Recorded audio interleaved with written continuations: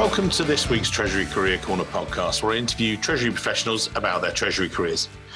Each and every week, I talk to Treasurers about how they've built their careers, where they are now, and where they see both themselves and the Treasury profession going to next. In this week's show, delighted to be joined by Steve Rosenthal, Group Treasurer at Broadridge Financial Solutions. Now, Broadridge Financial Solutions are a publicly listed corporate services company. Originally founded in 2007, they span off from ADP, or automatic data processing.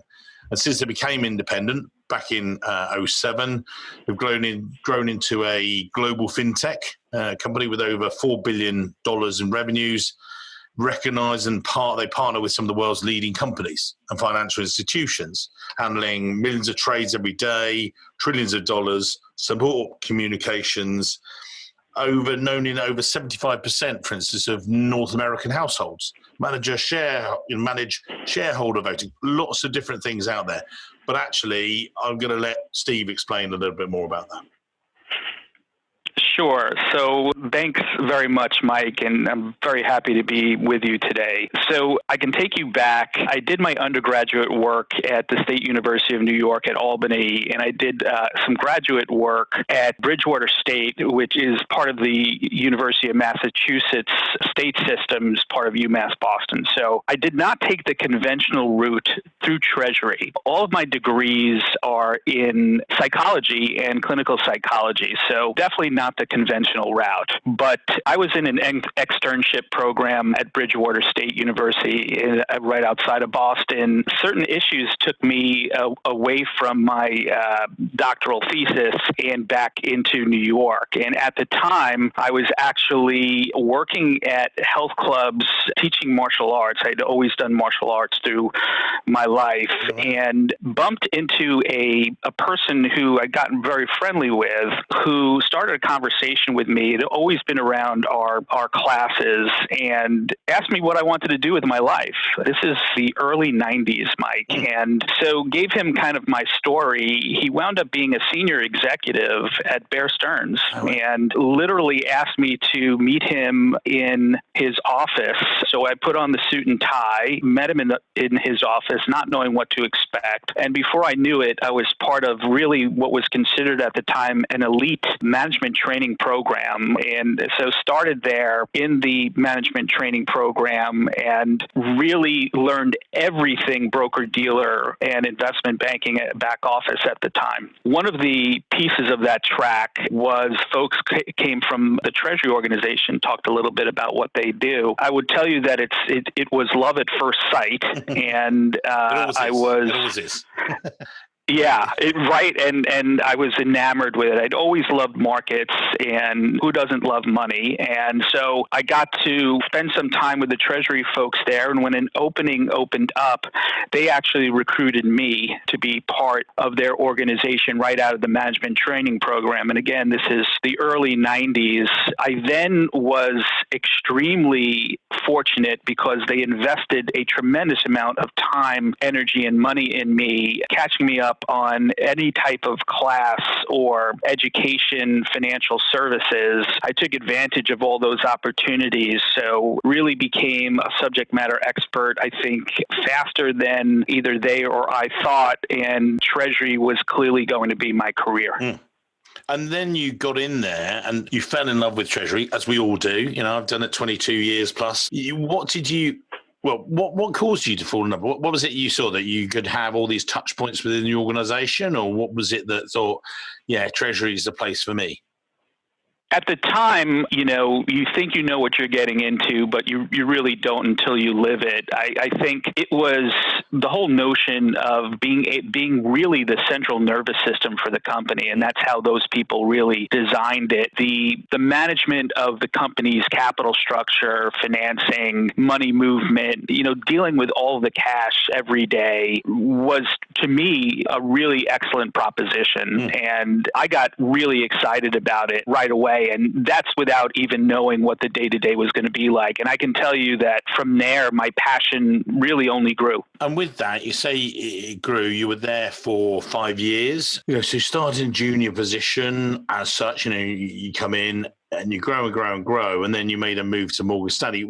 How did it's quite diverse. I've recruited a number of banking roles in the past, more as you've had group treasury roles and things like that. And you try and get, we sometimes get banking sales goes, can you help me? No, I do group treasury, banking, ALM, group risk and things like that.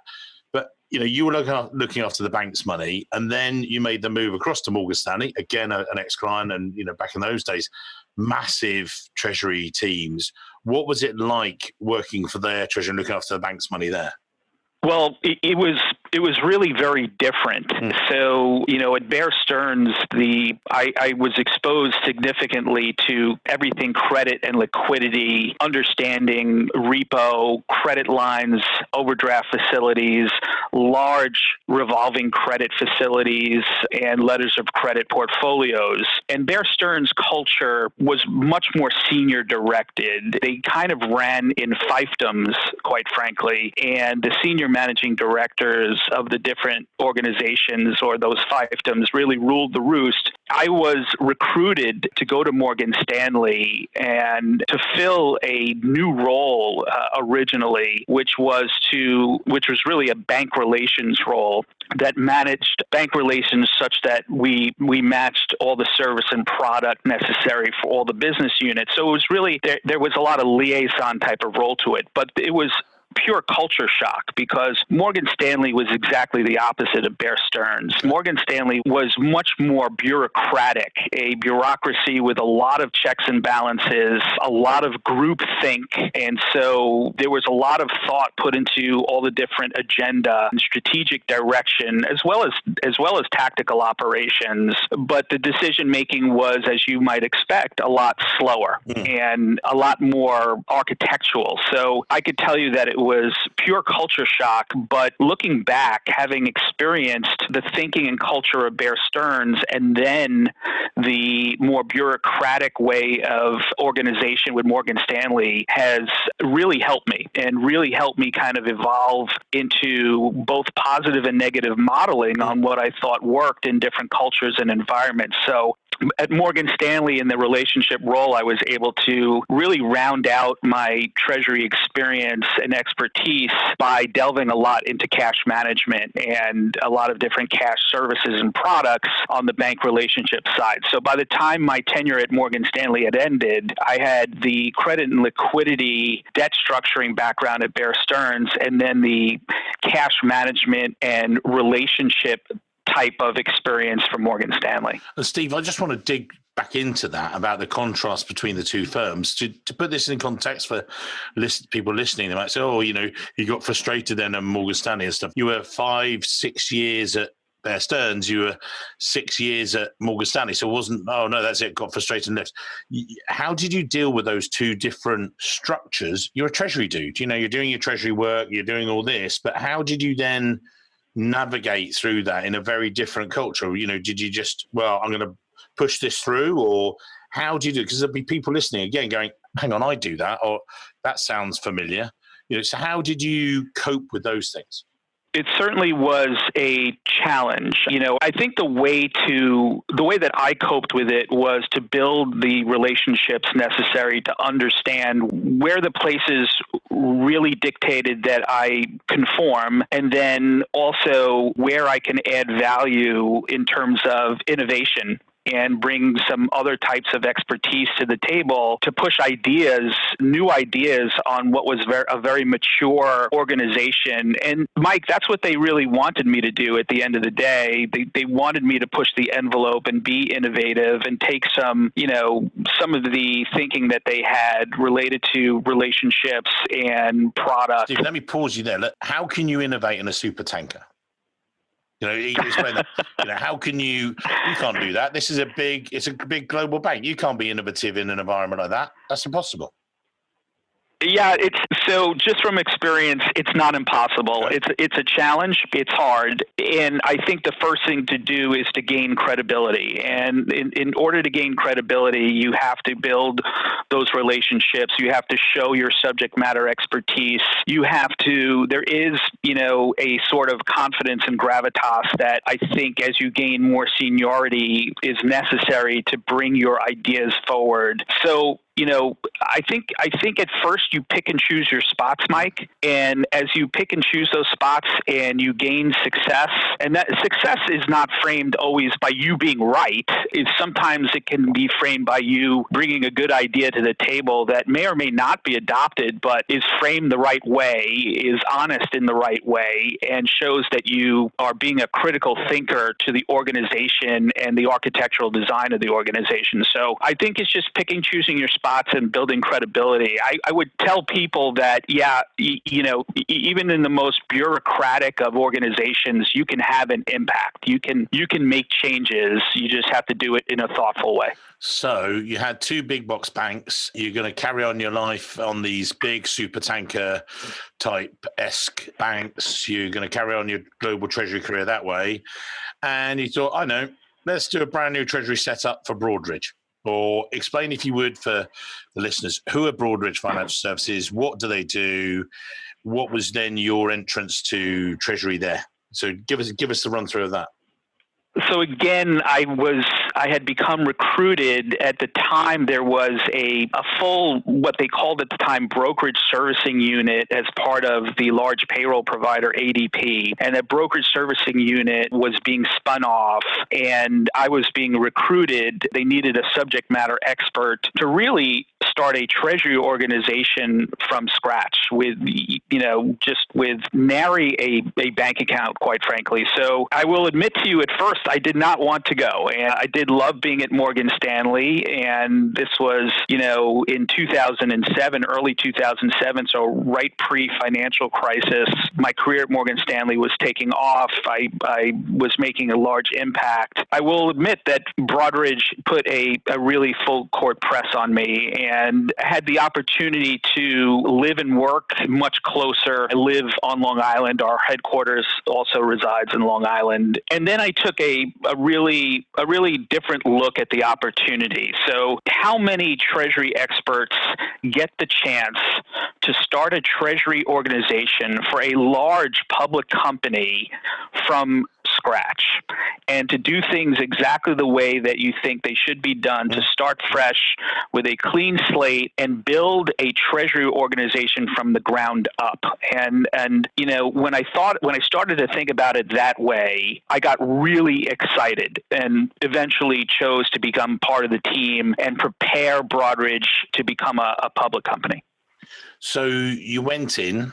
It's fresh out of the box, if that's the right way to do it. What was your checklist? How did you say, right, these are again, we'll have people listening going, oh, I've got an opportunity like that. Where did you start from? So there was trial by fire, Mike.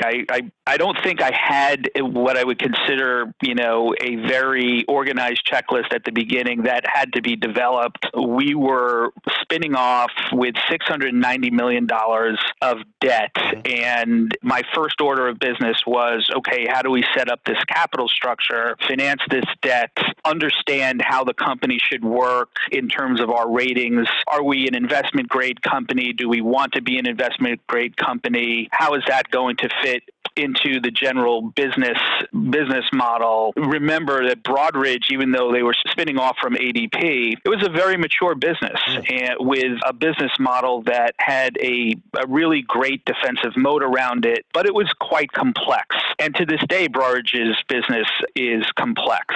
So we are basically known as a company that does proxy, but have grown into so much more than that. We have two main platforms. One is a governance platform where we service financial services, broker-dealers, and banks for much of their needs. And the other side, the other large platform, is technology and outsourcing, securities processing. We're also starting a third platform with wealth management. So Broadridge has grown a tremendous amount. But getting back to the spin, it was capital structure, it was cash management, nuts and bolts, block and tackle, until we got our feet under ourselves, making sure that the spin was successful and that we could service the company and set up the central nervous system so money could move.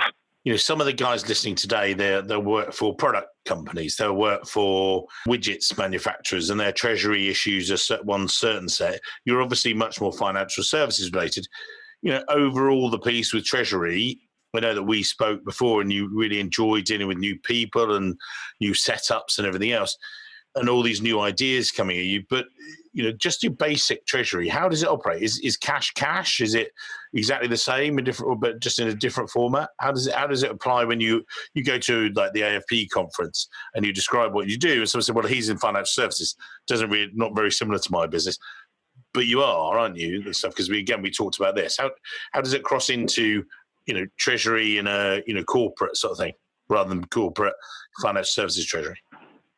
So we're a financial technology company that provides services and technology to banks, broker-dealers, asset managers, and other financial services concerns and companies. So from that angle, you would think about us as technology, but we're actually a lot more than that, because we tend to get into other products and services peripherally to meet the needs of our client base, which again is the greater financial services industry. The Treasury here is very capital structure based, but at the same time, the cash management aspects of our role vary, and that's because there are different types of business units that deal with significant amounts of fiduciary cash. For example, we own a transfer agent and we own a 401k asset servicing business where there's large amounts of assets under management and cash to deal with. Some of it is ERISA regulated cash. Other types of cash are obviously regulated by the SEC. So there's some nuance to the cash management aspects of this business as well. A lot of that business came through acquisition over the years. We didn't necessarily spin off with that business, but what it's shown you is the evolution of Treasury and how the Treasury organization at Broadridge had to grow and evolve, reinvent itself time and time again to make sure that we were meeting the needs and requirements of the company and its subsidiaries. There's been a consistent, reinventing of ourselves to make sure that we can do that. What the company that Broadridge was at the spin from ADP does not resemble in any way the company that Broadridge is today. Yeah, because it's just that evolution, the growth and everything else. And how has that changed in maybe people terms as well? Because then again, we talked about this, you're one of these, talk about loads of the shows that CFOs say, look, you're our front man, you're the scout in front and dealing with this slew of fresh ideas. How do you deal with that and then bring that back to your treasury setup and the people that you've got around you? So that is such a relevant question, Mike. It won't surprise your audience at all that even through the significant growth, changing, and evolution of Broadridge over the years, the Treasury organization has not grown very much, right, in terms of resources. We're a very lean group and, expected to set up significant scale as the company grows. Now, we've experienced some growth, but certainly not anywhere in relevant ratio to our company's growth. So we've had to find ways to make sure that we were building our subject matter expertise, but not growing in terms of cost and people at the same rate that Broadridge was. And I'm happy to say that that's been the case. In terms of people, we tend to train athletes and not position players. Okay. So what I mean by that, we find really smart, really agile people through our own management training programs or throughout other areas of finance that have a significant interest in Treasury. And when we do usually have openings, specifically on the junior level, we will transfer them into Treasury and train them generically on every aspect of the Treasury function. Once that's done, we marry that into the needs and requirements of the company such that that Treasury athlete is now able to take their skills, their talent, and translate it into Treasury skill to meet the needs of specifically Broadridge. So, the position player would be somebody who becomes very deep in cash management or very deep in investment portfolios or very deep in debt structuring within the Treasury framework. We don't do that. We train athletes. Our folks can gain expertise and understand all aspects of the Treasury function. As they get more senior, they'll have a focus on one area or the other, but had been heavily trained throughout. So that's really helped us create the scale that we've needed to keep our costs down, but also to be able to reinvent ourselves and evolve because our folks are those treasury athletes. When you say cost down, what do you mean? Just not having really just very siloed people? Or, I don't explain that. I don't understand it. So keeping costs down, meaning adding people, growing in terms of headcount, trying to keep the Treasury organization lean and mean as we continue to evolve and learn new things as Broadridge continues to grow. And with that, sorry, you got me. The pause is because I'm thinking, which doesn't happen often, as we know. Steve and I talked before this call. How did you attract people? How did you, because we've got a series of videos coming up and, I'm trying to get out there and explain to people, explain to clients, you get it, which is fantastic. And people can hear through your voice and some of the things you're doing that you understand what you've got to do. The world has changed. People do, one of the first articles is not about you anymore. It's about them. It's about writing an advert and the things that you do to try and attract people internally and externally. So not just getting people to come into the function, but you were recruiting both internally and externally from the sounds of it. What was your sell on Treasury? When people came to sit in the office and have a coffee and things like that, how did you sell the Treasury dream to those guys? So internally, I think the best way to market Treasury is to have a happy, productive, healthy work environment. And people see that. People are attracted to that type of environment. People get to see your management style and want to be a part of that, get to see the organizational design and want to be a part of that. From an internal perspective, whenever we've had the opportunity to look internally to add to our Treasury organization, we've never really had to significantly recruit. Those people have really come to us. And I do believe that when you have a healthy, happy, productive workplace, that internal recruiting, for the most part, will take care of itself. At the same time, there are aspects to Treasury that are quite enigmatic within any organization, meaning that, everybody looks at Treasury, those guys handle all the money. That's great. They handle all the money. And of course, we know that there's so much more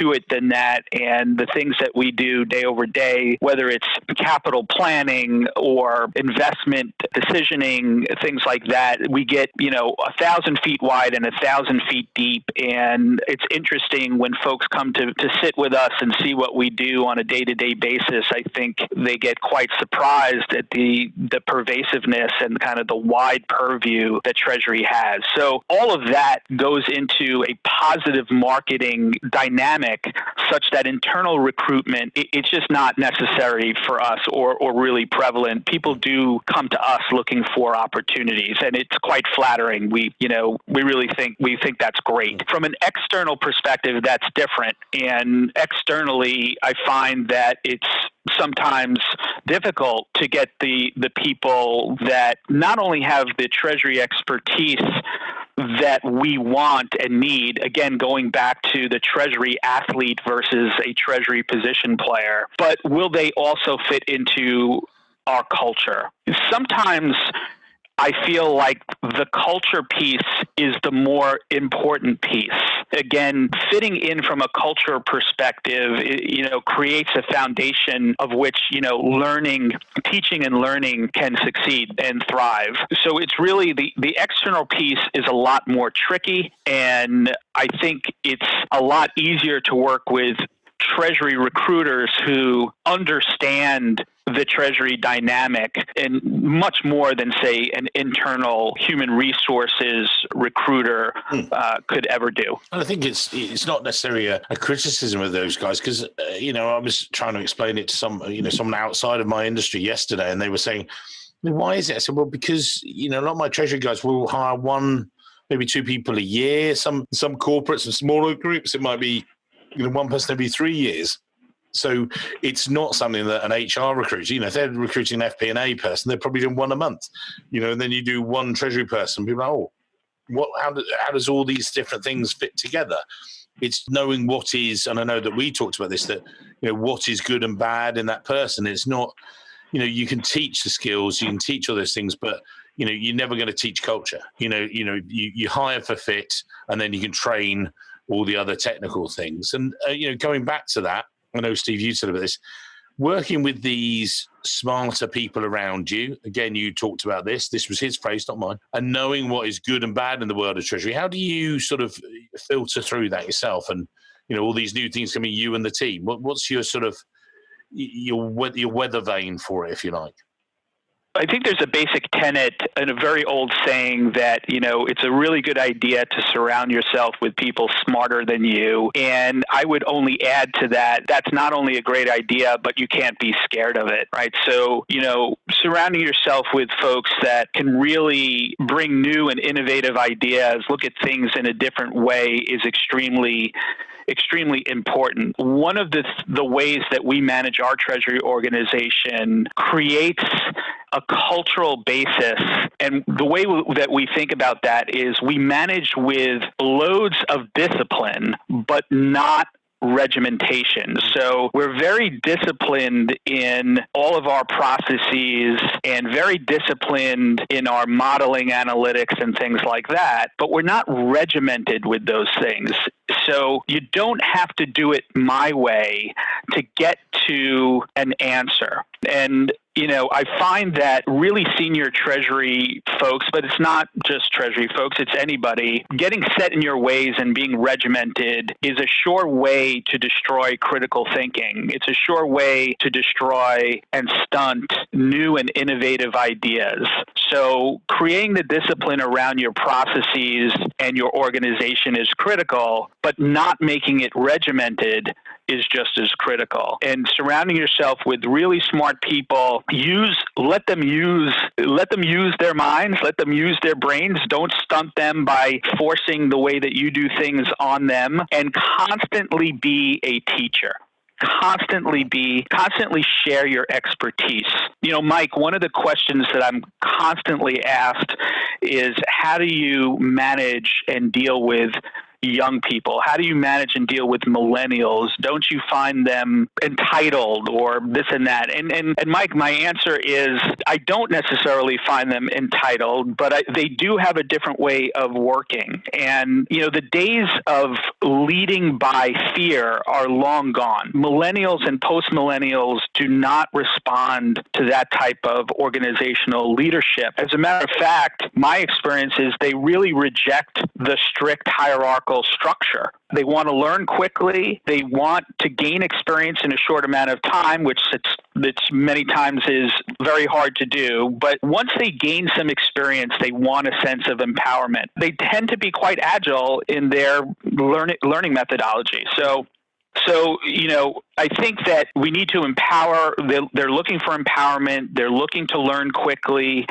And, the old broker-dealer ways of creating fear and punishment as a result of a strict hierarchical structure is not the way to manage a team, and it's not going to result in a happy, productive environment. So what is? Is it, is it that you, with those millennials, we provide everything they want, and that I know some of the answers, because this is what we do day in, day out, and we're recruiting for our clients and giving them advice. Again, this is one of the reasons I think it comes back to my speech I gave to the accidental keynote speaker I was giving in Brussels a while ago, a few years ago, and I gave this example that my daughter, she's at university now, but she was getting one of her first jobs 3 years ago. She was a runner in a restaurant, and she was saying, Dad, when I become this runner, I was like, yeah. I said, what else will I get? And I said, what do you mean? You just get paid and you do your job and you take the food to and from and make sure it's all set. No. In my, I get my wages, and will I get a pension? It's like, you're 16. But she's like, will I get discount? Will I get this? But it wasn't a questioning as in, well, what will I get? Disgruntled. It was more a request for information. It was just, what are they going to do for me? It's much more a responsibility placed on the employer that, look, I'm going to have 2 or 3 opportunities, even though I'm 16, 17, right the way through. What are you going to do to make it enticing enough for me to join you, stay with you, and develop with you? And I think that's the biggest thing, the shift. I think that when I started in it, before it was you got your wages and that was it. You were done. And you if you weren't getting enough learning, you'd have to move. And the work market, employment market has changed. Is that what you've seen again? These guys aren't, it's not an entitlement. It's more a questioning ethos, which I think is actually great in Treasury terms. But do you find the same? I do. I think, Mike, when we first started, I think everyone was just happy to have a job. Yeah. And you were satisfied to have a job, happy to have a job. We're fighting the fight day in, day out.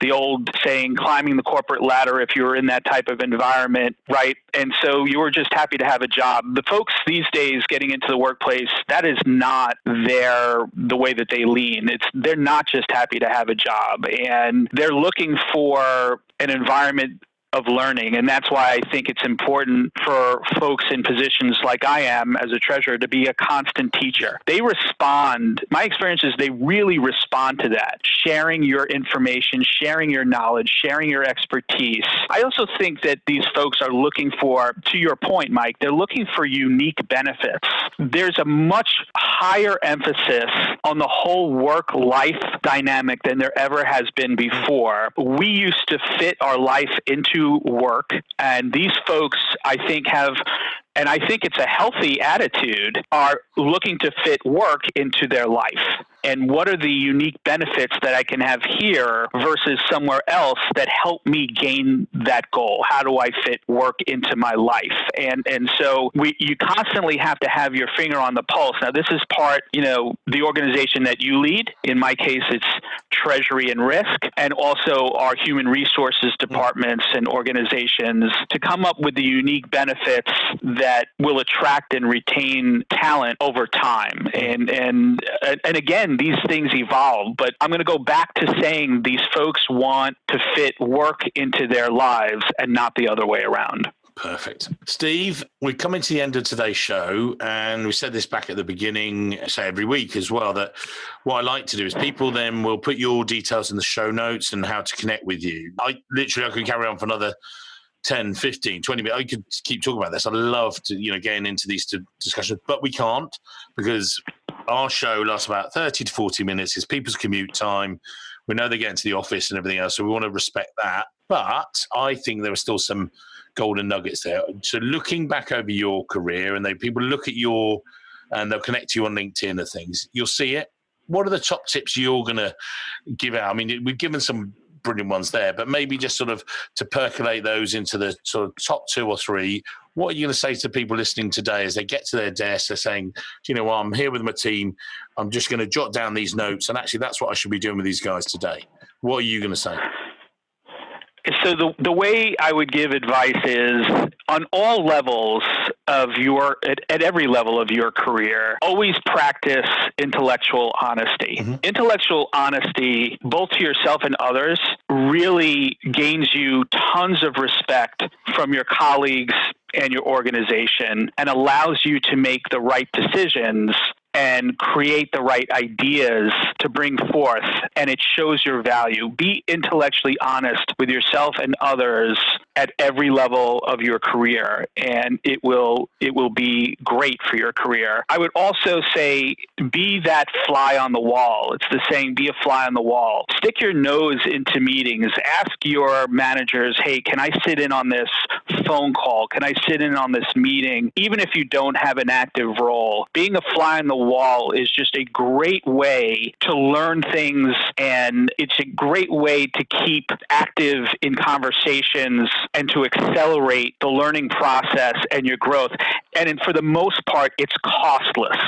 It's absolutely costless. So to me, that's a big one. And then the last one is one that is self-evident, is just take advantage of every opportunity that you get presented with. And it may not turn into something tangible or that next rung on the ladder, but take advantage of all the opportunities that get presented to you, whether it's an educational opportunity, a learning opportunity, informational, being part of a project or an action item, getting exposed to senior management and seeing how they think and make decisions. Just take advantage of every opportunity and be present about it. Don't be absent about it. Awesome. So we'll put these in the show notes, but again, intellectual honesty, accelerate your learning, and grab every opportunity. What lovely summary there from Steve. Steve's been amazing. We'll definitely meet up when next in the US and traveling around. It'd be great to see you. And just guys listening today, connect with him. This is a guy that you can learn from. I know you do a lot of other things with the AFP, and you hopefully see you on a stage nearby soon as well. But I've thoroughly enjoyed today, so thank you for your time, sir. Wonderful, Mike. It's been my pleasure. Thanks so much.